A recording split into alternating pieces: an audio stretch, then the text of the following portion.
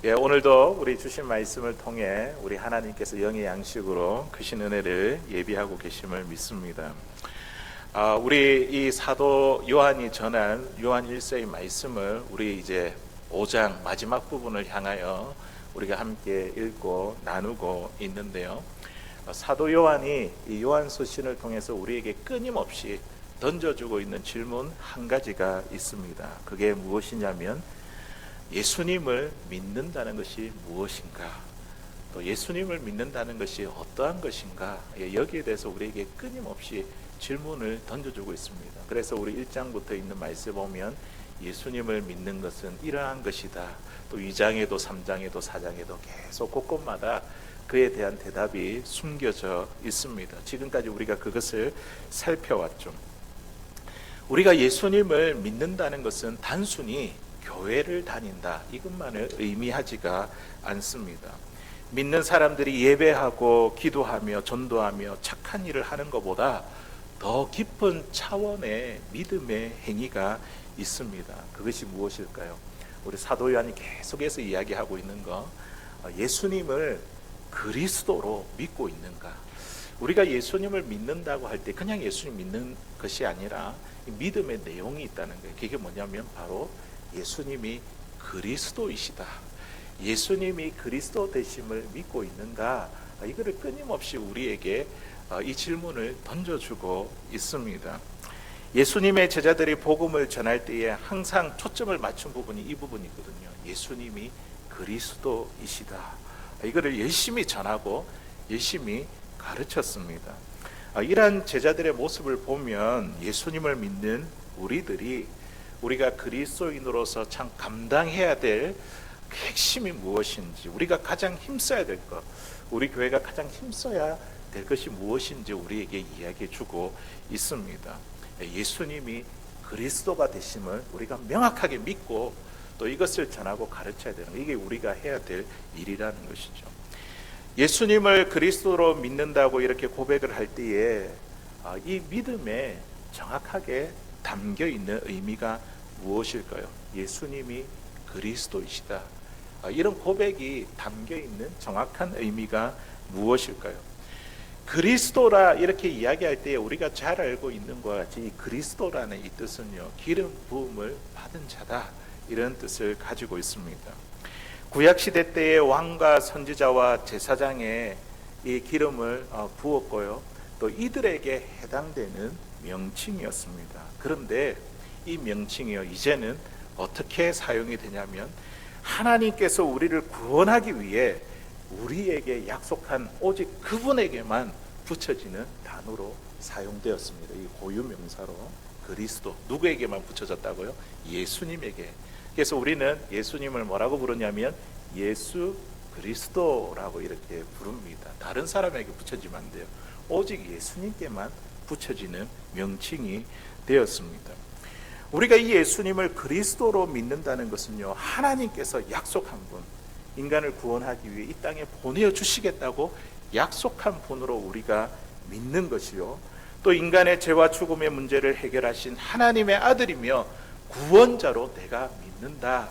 이게 예수님을 그리스도로 믿는다, 이 신앙 고백에 담겨 있는 내용입니다. 예수님은요, 하나님이 우리에게 약속하신 이 그리스도의 사역을 완성하기 위해 우리 예수님이 하나님이신데 이 땅에 참 사람의 모습으로 오셨습니다. 이것을 우리가 뭐라고 부른다고요? 성육신이라고 부르죠. 하나님이신데 인간의 몸을 입고, 우리가 인간의 생각으로 도무지 이해가 안 됩니다. 그런데 하나님이신 그분이 인간의 모습으로 이 땅에 오셨습니다. 그 이유가 무엇입니까? 죄 없으신 분이 그 죄를 사실 수 있기 때문에 우리의 죄와 죽음의 문제를 해결하기 위한 이 성육신은요, 하나님의 놀라운 신비입니다.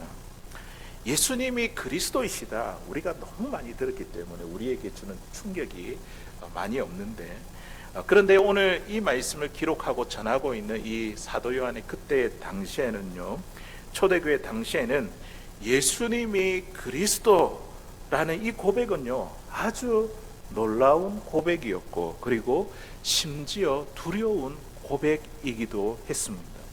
왜냐하면 이 유대인들이 예수님이 그리스도다 이렇게 고백하면요, 그때 당시에 이 유대 공동체에서 쫓겨나야 됐습니다. 심지어 목숨까지도 내어놓아야 했기 때문입니다. 지금도 이스라엘 민족을 보십시오. 그들이 예수님을 그리스도로 인정하고 있습니까? 아니잖아요. 안 믿잖아요. 아직까지도 그들은 메시아 그리스도를 기다리고 있습니다. 그때 당시에 로마 정부는요, 이 그리스도인들을 핍박하고 죽였습니다. 왜냐하면 이 그리스도라는 고백 안에 어떤 고백이 있냐면, 예수님은 나의 왕이요, 나의 주가 되십니다, 이런 고백이 있거든요. 그런데 이 로마의 입장에서 봤을 때에 로마 황제 말고 다른 왕을 섬긴다, 다른 주를 섬긴다, 이것은 그들에게 반역이었기 때문에 그들을 굉장히 박해하고 이 핍박을 했던 것입니다. 또한 마귀는요, 예수님을 그리스도라고 고백하지 못하게 하기 위해 영지주의자들과 같은 수많은 이단들을 그때 그 시간에 일으켰습니다. 그러니 예수님을 그리스도라고 이 고백하는 것은요, 세상 권세에 저항하는 일이요, 문화와 종교에 거슬리는 그런 일이었습니다. 죽기를 각오하는 담대함이 필요했습니다. 오늘 본문의 사도 요한은요, 예수님이 그리스도가 되심을 더욱더 분명히 증거하기 위해 예수님을 물과 피로 임하신 분이다, 그렇게 표현하고 있습니다. 예수님이 물과 피로 임하셨다. 우리가 처음 읽을 때 이게 무슨 말일지 우리가 잘 이해가 되지 않습니다. 우리 6절에 있는 말씀 우리 같이 읽어보겠습니다. 이는 물과 피로 임하신 이시니 곧 예수 그리스도시라. 물로만 아니요 물과 피로 임하셨고 증언하는 이는 성령이시니 성령은 진리니라. 아멘. 물과 피가 의미하는 게 예수님을 지금 의미하고 있는 것이구나. 우리가 말씀을 읽어보면 이 정도까지 우리가 이해가 됩니다. 예수님이 물로 임하셨다는 것은 예수님이 참 사람의 모습으로 우리처럼 세례를 받으셨다는 거예요. 예수님이 이 땅에 오셔서 세례 요한으로부터 세례를 받으셨지 않습니까? 이 세례는 죄 있는 인간이 받는 건데 예수님이 세례를 받으셨다는 거예요. 물로 임하셨다. 하나님이신데 참 사람으로 이 땅에 오셨다는 것을 지금 이야기를 하고 있는 거죠. 그리고 예수님이 피로 임하셨다는 것은 무엇입니까? 예수님이 참 하나님으로 우리와 같이 죄가 있는 분이 아니라 죄 없으신 분이 인간의 모든 죄를 용서하기 위해 십자가에 피 흘러 죽으셨다. 이게 이제 피로 임하셨다는 거예요. 우리가 예수님을 그리스도로 고백한다는 것은요, 이 물과 피로 임하셨다는 것을 우리가 인정하고 고백하는 것과 같습니다. 예수님은 이 땅에 참 하나님이시요 참 인간이시라는 그 고백을 하는 것과 같습니다. 사도 요한은 계속해서 예수님이 그리스도이심을 보여주는 또 하나의 증거가 있는데 그것이 바로 성령의 증언이라고 말씀하고 있습니다. 우리가 예수님을 그리스도를 믿는 것, 이거는요 우리의 지혜와 능력과 의지로 이게 믿어지는 것이 아닙니다. 세상 사람들에게 한번 보십시오. 그들에게 이야기하면 도대체 하나님이 계신 거는 내가 알긴 알겠는데 그 하나님이 인간의 모습이 되셨다는 거, 이거 도저히 이해가 안 된다. 사람이 인간의 생식적인 방법으로 사람이 태어나는 것이지 어떻게 그런 거 없이 사람이 여인의 몸에서 이렇게 성령으로 잉태될 수 있느냐, 이 도무지 믿어지지가 않는 거예요. 그런데 그것을 믿게 하시는 분이 누구냐면 성령님. 성령께서 우리에게 가르치고 증언하시니까 우리가 이 놀라운 신비를 믿게 되었습니다. 성령님이 예수님이 그리스도이심을 알게 하십니다. 예수님이 참 하나님이시요 참 사람이 되신 것을 믿게 하십니다. 그래서 오늘 사도 요한은요, 예수님을 그리스도라고 증언하는 이가 셋인데 성령과 물과 피라고 이야기하고 있습니다. 물과 피가 예수가 그리스도임을 증거하고 성령께서 이것을 증언하기 때문에 이 세 가지가 동일하게 예수님이 그리스도이심을 지금 한 가지로 증거한다, 이렇게 말씀하고 있습니다. 7절 8절에 있는 말씀이죠. 증언하는 이가 셋이니 성령과 물과 피라. 또한 이 셋은 합하여 하나이니라 동일한 증거를 하고 있다는 것이죠. 그리고 우리 하나님께서도 예수님이 그리스도이심을 직접 증언하셨습니다. 2번씩이나 이 복음서에 보니까요, 하나님께서 직접 음성을 들려주셨습니다. 내 사랑하는 아들이다, 내 기뻐하는 자다. 우리 한번 볼까요? 누가복음 3장 22절, 예수님이 세례를 받으실 때에 하나님께서 직접 말씀하셨습니다. 시작. 성령이 비둘기 같은 형체로 그의 위에 강림하시더니 하늘로부터 소리가 나기를 너는 내 사랑하는 아들이라 내가 너를 기뻐하노라 하시니라. 아멘. 하나님이 직접 증언을 하고 계시죠. 예수님이 내 아들이다, 그리스도다, 지금 증언하고 계시잖아요. 그리고 예수님이 십자가를 지시기 전에, 예루살렘에 이르시기 전에 변화산에서 십자가의 죽음에 대해서 이 모세와 엘리야와 함께 이야기를 나누고 있을 때, 그때도 하늘에서 소리가 들렸습니다. 마태복음 17장 5절 읽어보겠습니다. 시작. 말할 때에 호련히 빛난 구름이 그들을 덮으며 구름 속에서 소리가 나서 이르되 이는 내 사랑하는 아들이요 내 기뻐하는 자니 너희는 그의 말을 들으라 하시는지라. 아멘. 우리 하나님은 2번씩이나 예수님이 내 아들이고, 그리고 그가 그리스도라는 것을 이렇게 직접 음성으로 증언해 주셨습니다. 하나님께서 이렇게 직접 증언하신 이유가 무엇일까요? 제자들이, 너희들이 따르고 지금 보고 있는 이 예수가 내가 약속한, 내가 보낸 그리스도라는 것을 확실시하기 위함입니다. 하나님께서 결국 이 증언을 통해 우리에게 하고 싶은 말씀이 있으신데, 그게 뭐냐면 이 예수를 그리스도로 믿는 자에게 영원한 생명이 있다는 것입니다. 뭐라고요? 예수님을 그리스도를 믿는 자에게 뭐가 있다고요? 우리 안에 영원한 생명, 영생이 있다는 것을 이야기하기 위함입니다. 우리가 이 땅에 육신으로 사는 것이 끝나는 것이 아니라 예수님 안에서 우리가 영원히 살아간다, 이것을 이야기하고 싶은 것입니다. 본문 11절에 있는 말씀에 보니까 또 증거는 이것이니 하나님이 우리에게 영생을 주신 것과 그 생명이 그의 아들 안에 있는 그것이니라. 우리 안에 영생이 있습니다. 왜냐하면 우리 안에 예수 그리스도가 계시기 때문에, 예수님이 생명이 되시기 때문에 그 생명을 얻은 자가 되었습니다. 우리가 예수님의 생명을 소유한 자가 되어 영원한 생명을 얻었으니 참 이 얼마나 놀라운 은혜이고 놀라운 능력입니까? 사도 요한은 예수님을 그리스도를 믿는 성도들에게 영원한 생명이 있다는 것을 우리에게 지금 이야기하기 위해, 이 확신을 심겨주기 위해 지금 요한일서 1장부터 5장까지 이렇게 달려온 거예요. 이거를 기록한 목적과 이유가 무엇이냐면 예수님을 그리스도로 믿는 너희 안에, 우리 안에 영원한 생명이 있다, 이것을 전하기 위해 지금 이 말씀을 기록하고 있다는 것이죠. 우리 본문 13절에 있는 말씀 우리 한번 더 읽어보겠습니다. 시작. 내가 하나님의 아들의 이름을 믿는 너희에게 이것을 쓰는 것은 너희로 하여금 너희에게 영생이 있음을 알게 하려 함이라. 아멘. 이 글을 쓴 이유가 뭐라고요? 예수님을 그리스도로 믿는 우리 안에 뭐가 있다고요? 영생, 영원한 생명이 있다는 것을 알게 하기 위해, 확신을 갖게 하기 위해서 이 말씀을 기록했습니다. 우리 가운데도 이 말씀을 통해서 확신을 가졌으면 좋겠습니다. 내 안에 영생이 있다, 영원한 생명이 있다. 오늘 말씀을 통해서 이러한 확신을 가질 수 있는 사랑하는 우리 성도님들 될 수 있기를 바랍니다. 영원한 생명을 가지고 있다는 것을 알면요, 우리는요 세상이 다르게 보입니다.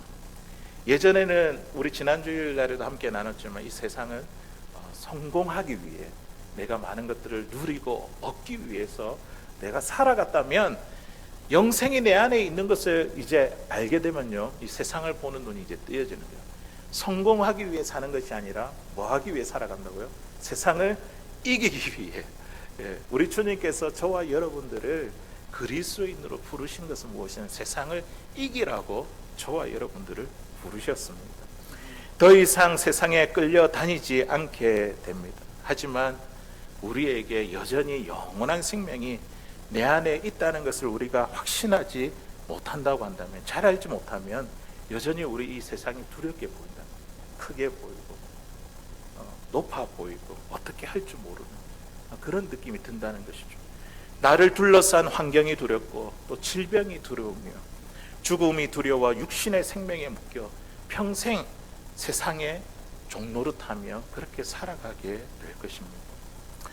사랑하는 성도 여러분, 혹시 저와 여러분들 가운데 내가 지금 살아있다, 이것이 의심이 가는 분이 계십니까? 내가 살아있다, 내가 죽었나 살았나, 내가 살아있다는 것이 의심이 가는 분이 계십니까? 아마도 없을 겁니다. 내가 호흡도 하고 내가 생각하는 대로 손도 움직이면 내가 죽은 것이 아니고 살아있지.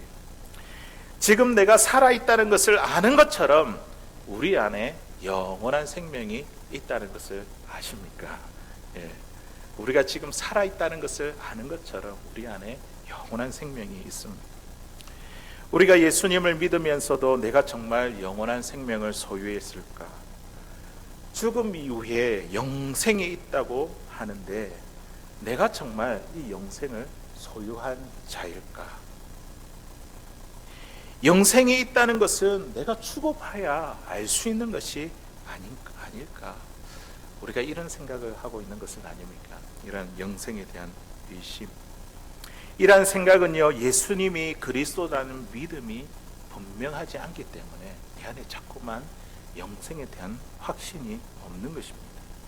예수님이 그리스도라는 믿음이 분명하지 않기 때문에 영생이 나에게 있다, 영원한 생명이 나에게 있다, 이런 확신을 가지고 우리가 살아가지 못하는 것입니다. 미국의 침례교 목사이신 우리 D.L. 무디 목사님, 우리 부흥사로 알려져 있고 우리가 많이 들었던 그런 목사님의 이름인데요.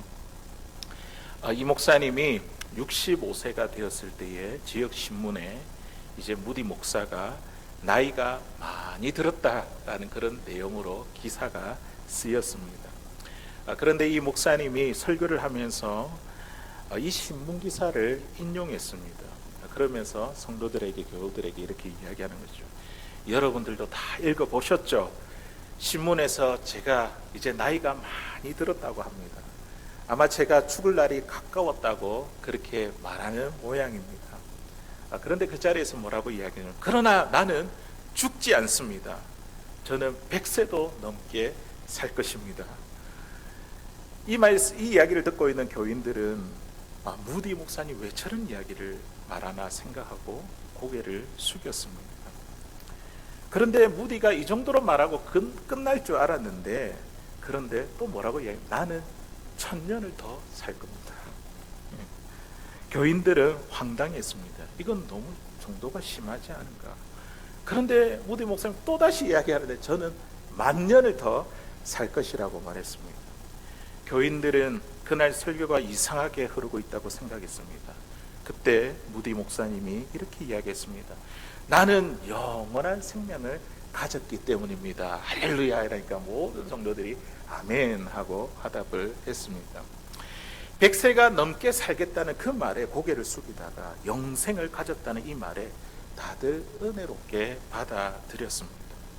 이 영생은요, 우리가 갖고 있는 영원한 생명, 예수님을 믿고 우리 안에 있는 이 영원한 생명은요, 예수 그리스도를 통해 주신 우리에게 주신 신앙의 신비입니다. 놀라운 하나님의 역사입니다. 무디는 단순히 나이가 많다는 이 지역 신문을 보고 그냥 불쾌했던 것이 아니라 그 내용을 가지고 우리에게 영생이 있다, 이 메시지를 전하고 싶었던 것이었습니다.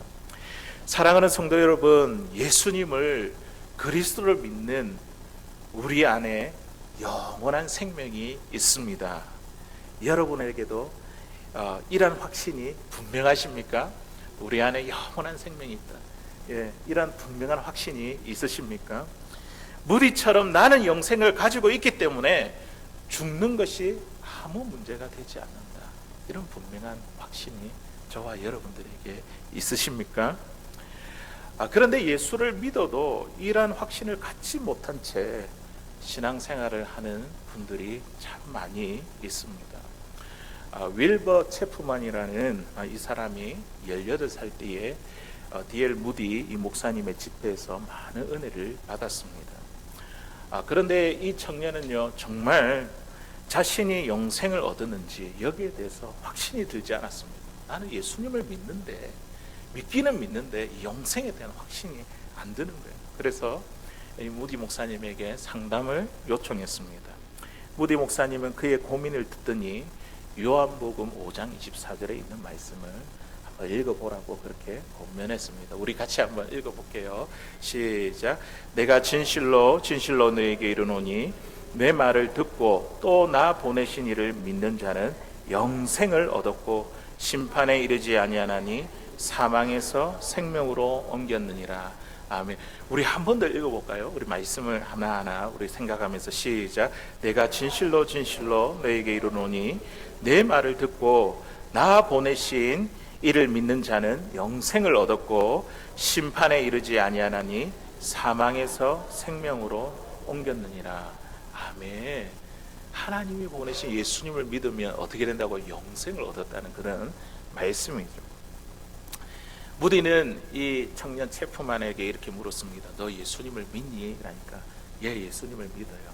그러면 너 영생을 얻었니? 이렇게 물어보니까 아니요, 그것이 제게 문제입니다. 고민입니다. 그러니까 무디 목사님 다시 한 번 더 요한복음 5장 24절을 읽어보라는 거예요. 그리고 나서 무디 목사님 또 물었습니다. 너 예수를 믿니? 목사님, 제가 아까 말씀드렸잖아요. 예수님 믿어요. 그러면 너 영생을 얻었니? 이렇게 이야기. 아니, 그게 문제라니까요. 그 점에 대해서 제가 확신이 들지 않습니다. 그러니까 목사님 또 읽어봐라. 또 요한복음 5장 24절을 또 읽었습니다. 그리고 나서 너 예수님 믿니? 이렇게 물어보니까 믿는다니까요. 그럼 너 영생을 얻었니? 글쎄, 그게 저에게 문제라니까요. 그러자 이 무디 목사님이 이 체프만 이 청년에게 호통을 쳤습니다. 하나님께서 분명 예수님을 통해서 믿으면 영원한 생명이 있다고 했는데 하나님이 그렇게 말씀하는데 왜 너는 하나님이 말씀하신 것을 믿어진다 안 믿어진다 그렇게 하느냐? 하나님이 보내신 예수님을 영접하는 자는 다 영생을 얻었다고 했는데 왜 하나님이 하신 말씀을 네가 뭔데 왜 안 믿느냐고 그렇게 호통을 쳤더니 그때서야 체프만은 믿음의 눈이 뜨여졌습니다. 그렇구나.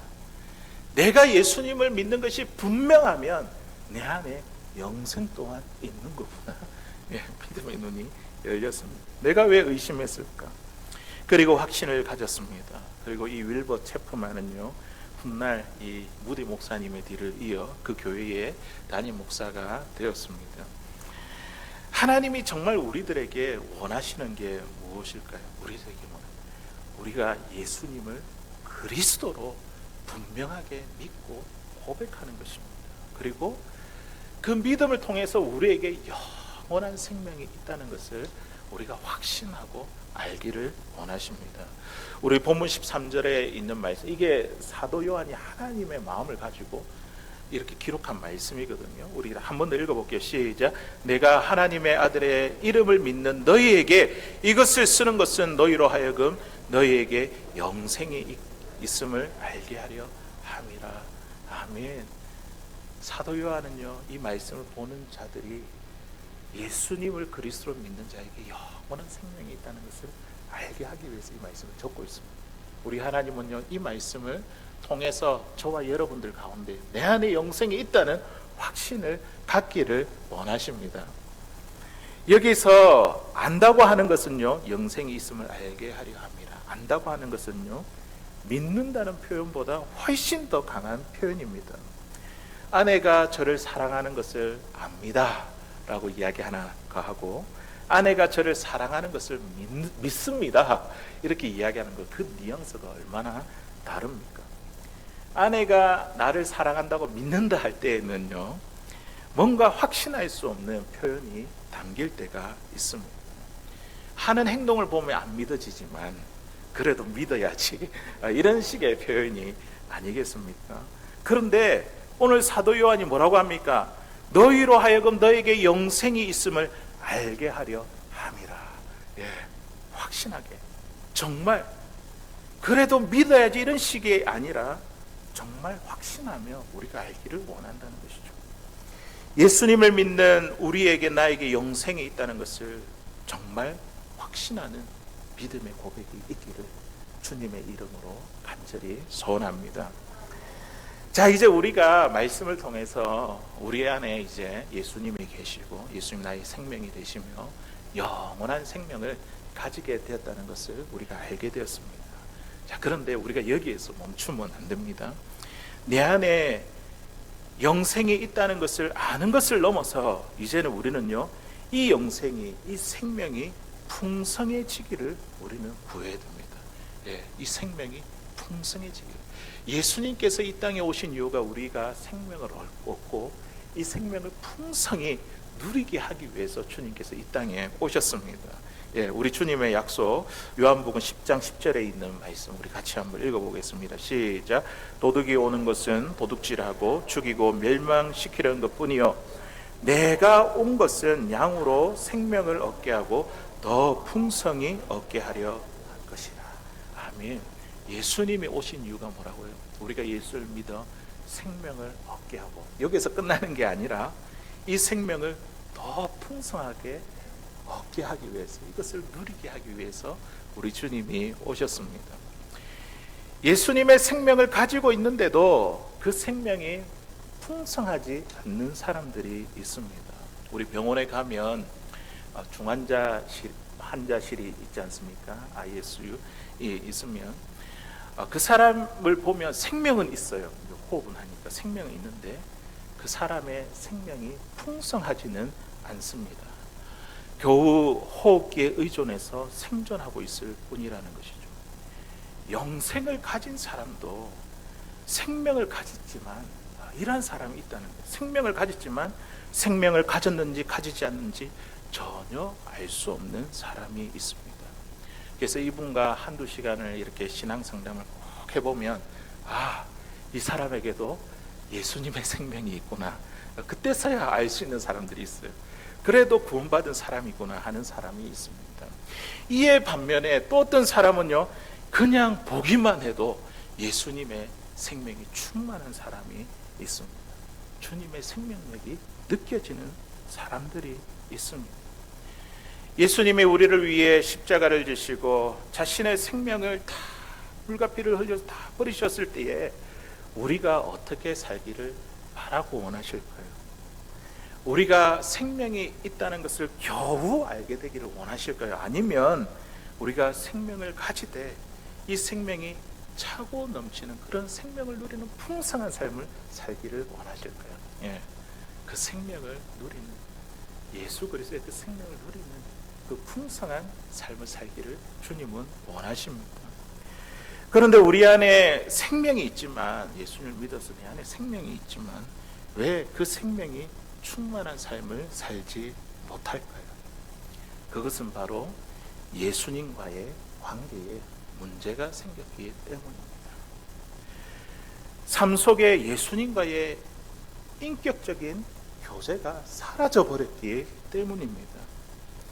예수님이 그리스도라고 지식적으로, 교리적으로 우리가 알고는 있는데 그거 가지고는 우리의 생명이 풍성해지지 않습니다. 예수님의 생명이 우리의 삶 가운데 더욱더 풍성해지려면 주님과 사귐이 있는, 살아있는 관계에 있어야 합니다. 그래서 우리 사도 요한이 우리 1장부터 쭉 이야기하고 있잖아요. 예수님을 믿는다는 것은 예수님과 사귀는 것이고, 그리고 예수님과 친밀한 교제를 나누는 것이다. 이거를 계속해서 이야기를 하고 있잖아요. 사도 요한이 이 서신서를 기록할 때에 그는 예수가 그리스도다는 사실을 아는 정도가 아니었습니다. 예수님이 십자가에 죽으시고 부활하신 다음에 예수님 승천하셨잖아요. 제자들과 완전히 헤어졌잖아요. 예수님이 승천하신 후에 요한이 예수님과 함께 했을까요? 함께 하지 못했을까요? 말씀을 보니까 사귀고 있어요. 떨어졌는데도, 하늘로 승천해 갔는데도 예수님과 끊임없는 교제를 나누었습니다. 이게 우리가 살아있는 관계가 뭔지 우리에게 보여주고 있습니다. 예수님이 승천한 후에 이 사도 요한의 마음에 성령으로 임하셨습니다.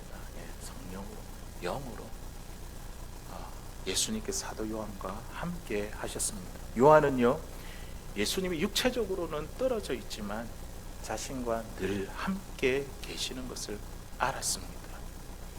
요한은 그저 영생을 가진 사람이에요. 생명을 가진 사람이 아니라 예수님과의 사귐과 친밀한 교제로 생명이 풍성한 사람이었습니다. 그는 나이도 많이 들었고 밤모섬의 유배가 되어 죄수로 말할 수 없는 고난도 겪었지만 그는요, 살아계신 주님과 늘 함께 했습니다. 육신적으로는 떠나 있어 영적으로 주님과 교제하며 살았다는 것이죠. 요한일서 1장 3절에 있는 말씀에 보니까 그 이야기를 이렇게 합니다. 우리 같이 읽어보겠습니다. 시작. 우리가 보고 들은 바를 너희에게도 전함은 너희로 우리와 사귐이 있게 하려 함이니 우리의 사귐은 아버지와 그의 아들 예수 그리스도와 더불어 누림이라. 아멘. 사도 요한은 지금도 누리고 있어요. 사도 요한 그때 당시 글을 적어 지금도 주님과의 사귐을 누리고 있습니다. 육체적으로는 하늘로 승천해 헤어졌는데 지금도 사도 요한은 예수님과의 사귐을 누리고 있습니다. 이거를 쓰는 이유가 뭐라고요? 이 사귐도 너희도 있게 하기 위해서, 이런 사귐, 예수님과의 사귐도 우리도 갖게 하기 위해서 지금 이 말씀을 적고 있다는 거예요. 예수님과 사귐이 있고 인격적인 교제를 나누는 사람이 바로 예수님과 살아있는 관계에 있는 사람입니다. 그 사람이 바로 생명이 있을 뿐만 아니라 주님의 생명을 풍성히 누리는 사람이라는 것이죠. 어느 목사님의 그 부친이 세상을 떠나시고 어머님이 혼자 지내게 되었습니다. 그런데 그 어머니도 몸이 약해서 큰 수술을 받게 되었습니다. 그런데 이 어머님이 아들 목사님에게 이런 말씀을 하셨습니다. 나는 죽는 것이 두렵지 않아. 그런데 뭐라고 이야기하냐면 너 아버지가 돌아가시고 나서 나는 사는 재미가 하나도 없어. 혼자 있으니까 사는 재미가 하나도 없대. 죽음은 무섭지 않은데 사는 재미가 하나도 없어. 이 아들 목사님은 아버지가 돌아가신 후에 어머니가 참 많이 쓸쓸하고 외로우셨어요. 이 어머니의 마음을 잘 헤아리지 못해 그 마음이 참 무거웠습니다. 사랑하는 성도 여러분, 우리도요 언젠가는 혼자 있을 때가 옵니다. 우리의 배우자가 떠나고 자녀들이 떠나고 내 혼자 있어야 될 그때가 온다는 것이죠. 사랑하는 사람들이 다 떠나고 혼자 남을 때, 그때에 여러분들은 무슨 재미로 이 세상에 혼자서 살아가겠습니까? 무슨 기쁨으로 혼자서 이 세상을 살겠습니까? 우리가 예수님과 함께 살아있는 관계를 가지고 예수님의 생명을 풍성히 누리지 못한다면 우리가 이 세상을 어떻게 견디겠습니까? 우리 안에 항상 예수님이 계시고 그 생명을 가지고 우리가 풍성히 누릴 수 있다는 것이 우리에게 있어서 얼마나 큰 은혜와 복인지 모릅니다. 그런데 참 우리에게 주어진 이 시간들, 우리가 길지 않잖아요. 참 짧은 이 시간, 우리가 예수님이 내 안에 있는 것을 알면서도, 내가 생명을 얻었다는 것을 알면서도 주님의 생명을 풍성히 누리지 못한다고 한다면 우리가 이 얼마나 억울하겠습니까? 내 안에 생명이 있음을 알면서도 주님과 살아있는 관계, 인격적인 관계, 주님과 사귀고 교제하는 그런 관계를, 주님의 생명을 누리지 못한다고 한다면 우리가 이 땅을 살아가면서 얼마나 억울하겠습니까? 우리가 그렇게 되는 이유가 있다면 내 마음이 여전히 세상에 사로잡혀 있기 때문입니다. 세상의 욕심과 염려와 근심에 막혀 예수님과의 관계가 보이지 않기 때문입니다. 오늘 주님은요, 우리가 생명을 얻은 자로서 그 생명을 더 풍성하게 누리기를 원하십니다. 주님은 우리와 인격적인 관계를 맺기로 원해. 살아있는 관계, 말씀과 기도를 통해서 주님과 늘 함께 거하고 있고 대화하고 주님을 모시고 그렇게 살아가기를 원하십니다. 주님, 제가 주님만 붙잡지 못했습니다. 제 삶에 오직 주님이 전부가 아니었습니다. 그래서 제가 주님의 생명의 풍성함을 누리지 못했습니다.